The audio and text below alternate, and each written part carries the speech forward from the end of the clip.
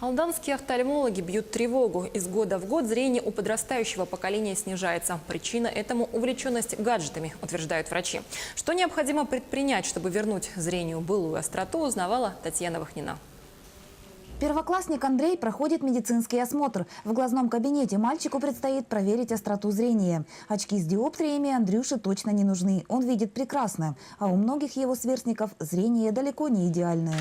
Допустим, из 30 человек обязательно 15 человек или снижение зрения, или уже ходят в очках.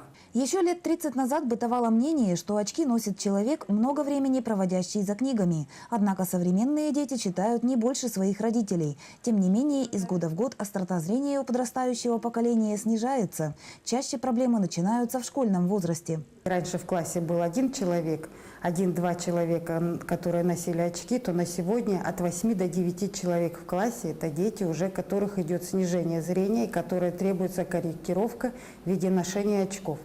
Если раньше очкарик становился объектом шуток, то сегодня оправа с линзами не привлекает внимания одноклассников. Снижение зрения медики связывают с массовой увлеченностью компьютерами, планшетами и мобильными телефонами. Много играют в гаджеты, телефоны, компьютеры, все это влияет на это. Ну, опять же, север. Дети гораздо более подвержены снижению зрения, потому что не хватает витаминов, солнца. Андрей, как и его сверстники, тоже питает слабость к детским телепрограммам, ноутбуку и телефону. Однако мама в некоторых вопросах бывает непреклонной. У нас в семье установлен регламент. Где-то этот, наверное, общий регламент у нас составляет в течение дня порядка 1,5 часов.